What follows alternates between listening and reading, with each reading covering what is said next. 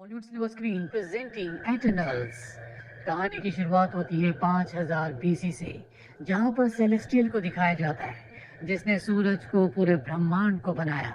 धरती भी उसी की रचना है। लेकिन धरती पर जब इंसान हुए तो यहाँ पर डीप स्पेस से कुछ खतरनाक क्रीचर्स भी आ गए, इन्हें डेविएंट्स कहा जाता था। इसीलिए सेलेस्टियल ने इंसानों को बचाने के लिए अपने 10 सुपर हीरोज को एक स्टारशिप से धरती पर भेज दिया। इन सब ने मिलकर एक एक करके सभी डेविएंट्स का खात्मा कर दिया। इसके बाद ही इंसानों के साथ धरती पर ही रहने लगे।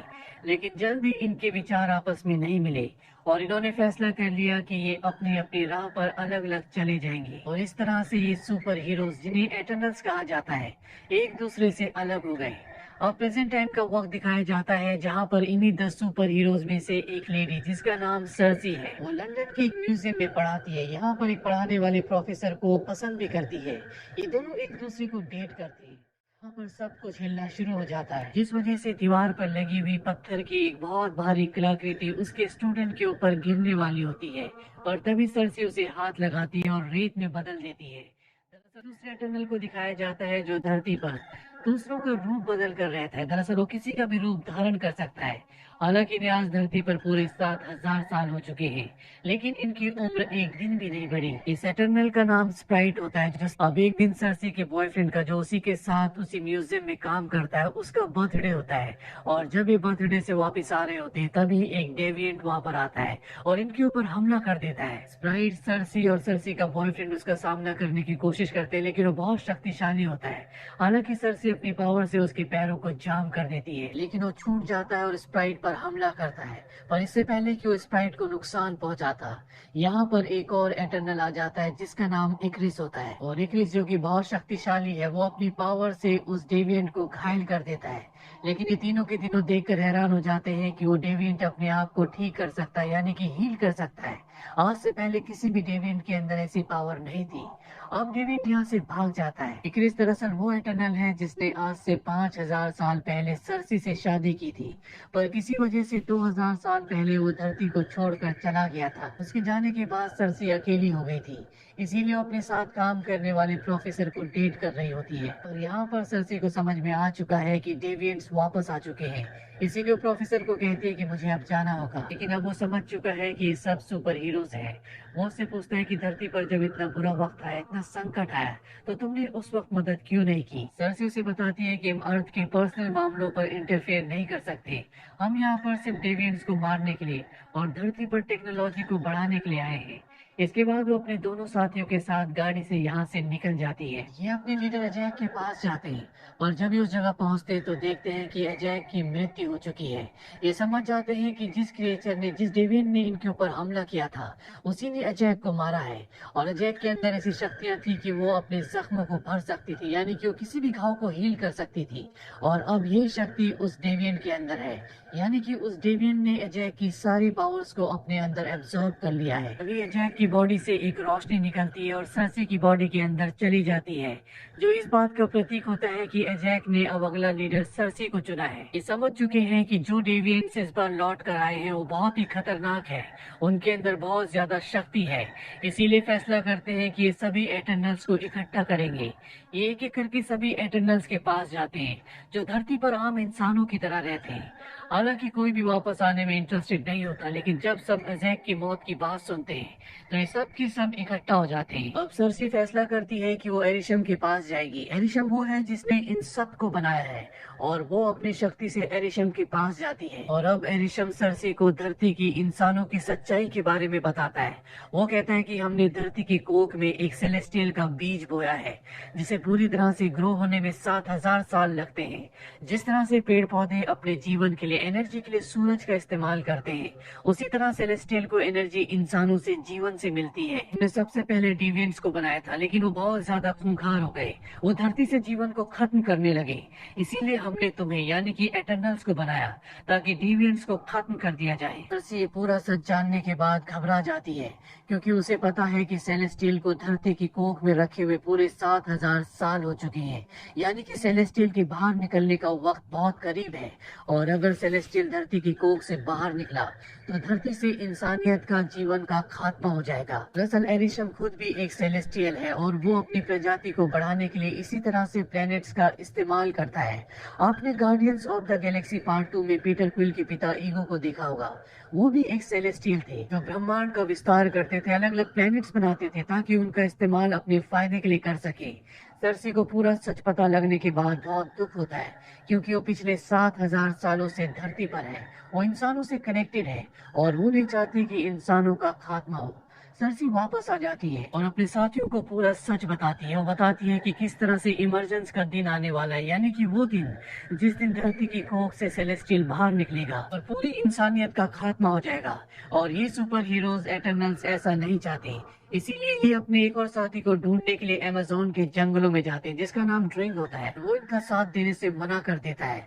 अमेज़न के जंगलों में इनके ऊपर डेविएंट का लीडर और डेविएंट्स हमला कर देते हैं। सरसी अपनी पावर से एक डेविएंट को पेड़ में बदल देती है, लेकिन ठीक उसी वक्त डेविएंट्स का लीडर इन्हीं के एक साथी को मारकर, जिसका नाम गिलगमेश है, उसकी पूरी पावर को अपने अंदर एब्जॉर्ब कर लेता है। उसकी पावर एब्जॉर्ब करने के बाद वो अपनी शक्ल बदल देता है। वो इंसानों की तरह दिखने लगता है। बाकी उसे इमरजेंस के बारे में भी पता चल जाता है। इसके बाद वो यहाँ से भाग जाता है और अब ये एटर्नल्स अपने साथी की मौत से बहुत ज्यादा दुखी हैं। इसके बाद सारे के सारे एटर्नल्स इराक जाते हैं जहाँ पर आज से 7,000 साल पहले इन्होंने जमीन के नीचे अपने स्पेसशिप को दबा दिया था। ये अपनी पावर से स्पेसशिप को ऊपर लाते हैं और जब ये स्पेसशिप के अंदर जाते हैं तो वहाँ पर पहले से एक इनकी साथी होती है जो बोल नहीं सकती और उसकी रफ्तार बिजली से भी तेज होती है।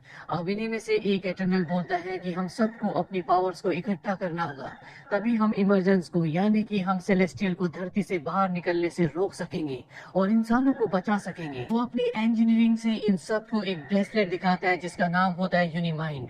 वो कहता है हमें इस ब्रेसलेट को यानी यूनिमाइंड को बनाना होगा ताकि हम सेलेस्टियल को धरती की कोख से बाहर निकलने से रोक सके। लेकिन तभी इनका एक साथी जिसका नाम इक्रिस है, इसने आज से 5,000 साल पहले सरसी से शादी की थी और 2,000 साल पहले धरती को छोड़कर चला गया था। वो इनका साथ देने से मना कर देता है। वो कहता है कि मैं एरिशम के खिलाफ नहीं जा सकता, वो हमारा क्रिएटर है, उसी ने हमें बनाया है। और इसके बाद इक्रिस सबको पूरा सच बताता है। वो कहता है कि हमारे लीडर एजैक ने मुझे इमरजेंस के बारे में आज से कई 100 साल पहले बताया था।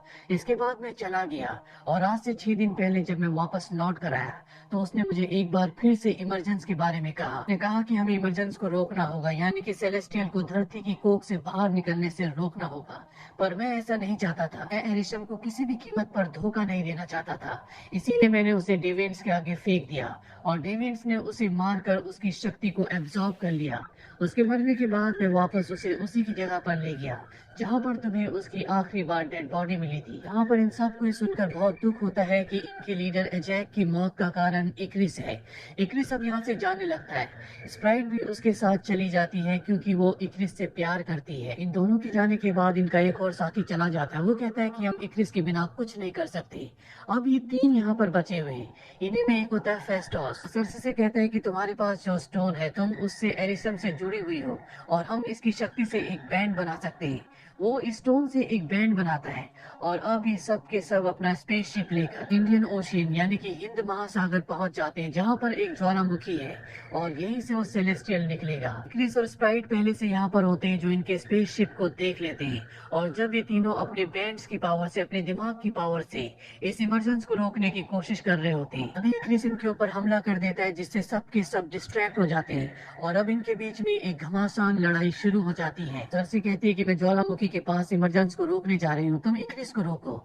सरसी ज्वालामुखी के पास पहुंच जाती है और वहाँ सब के सब इक्रिस से लड़ रहे होते हैं। यहाँ पर डेविएंट का लीडर भी आ जाता है, वो भी इनके ऊपर हमला कर देता है। वही सरसी को दिखाया जाता है कि जब वो आगे बढ़ रही होती है और तभी स्प्राइट उस पर हमला करके उसे जख्मी कर देती है। वो सरसी को बताती है कि मैं 7,000 सालों से धरती पर हूँ, लेकिन मैंने कभी भी प्यार को महसूस नहीं किया और अब मैं इक्रिस से प्यार करती हूँ, इसीलिए मैं उसका साथ दे रही हूँ। और इससे पहले कि उस सरसी को और भी नुकसान पहुंचाती, पीछे से ड्रिग आकर उसके सिर पर प्रहार करता है जिससे वो बेहोश हो जाती है वही गुफा के अंदर डेवियंस के लीडर को दिखाया जाता है जो थीना से लड़ रहा होता है। थीना को अपने कब्जे में कर लेता है, उसे जकड़ लेता है और उसकी शक्तियों को एब्जॉर्ब करना शुरू कर देता है। दरअसल थीना बार बार अपनी दूसरी दुनिया में चली जाती थी, यानी कि सपनों की। और थीना के अंदर ऐसी पावर भी होती है जिससे वो खतरनाक से खतरनाक हथियार एक पल में निकाल सकती है। और तभी उसे होश आता है और उसके हाथ में दो खतरनाक हथियार होते हैं जिससे वो डेवियंस के लीडर को मार देती है। वही इमरजेंस शुरू हो चुका है, यानी कि धरती की कोख से अब सेलेस्टियल बाहर निकल रहा है। सरसी अपनी पावर से इस पूरी जगह को मार्बल में बदलना शुरू कर देती है ताकि ये पूरी जगह जम जाए और सेलेस्टियल बाहर ना निकले। क्रिस जब भी देखता है तो सरसी को मारने के लिए उस तरफ बढ़ चलता है, लेकिन तभी उसे वो पल याद आते हैं जो उसने सरसी के साथ बिताए थे। ये दोनों हजारों साल पहले पति पत्नी थे और यहाँ पर अब उसका मन बदल जाता है। उसे एहसास होता है कि वो गलत साइड था, इसीलिए वो और स्प्राइट भी बाकी एटर्नल्स के साथ मिल जाते हैं, जिससे सरसी की माइंड की पावर और भी बढ़ जाती है और वो इस पूरी जगह को मार्बल में बदल देती है, जिससे सेलेस्टियल पूरी तरह से बाहर नहीं आता। हालांकि उसका सर और हाथ बाहर आ चुका होता है, लेकिन इक्रिस के दिल में गिल्ट होता है, इसीलिए वो खुद सूरज की तरफ निकल पड़ता है। वही स्प्राइट सरसी से कहती है कि वो अब एक ह्यूमन में बदलना चाहती है। सरसी के पास अभी भी यूनिमाइंड की पावर होती है, इसीलिए वो स्प्राइट के कहने पर उसे एक ह्यूमन बना देती है, यानी कि अब वो एक आम इंसान है। इमरजेंस के रुकने से धरती अब पहले की तरह नॉर्मल हो गई है, लेकिन अब 6 एटर्नल्स बचे हैं जो 2 टीम में बढ़ जाते हैं, यानी कि 3 धरती पर रह जाते हैं और 3 अपने स्पेसशिप में बैठकर यहाँ से निकल जाते हैं। अब जो 3 धरती पर बचे होते हैं उसमें एक होती है सरसी, दूसरा किंगो और तीसरा फास्टोस।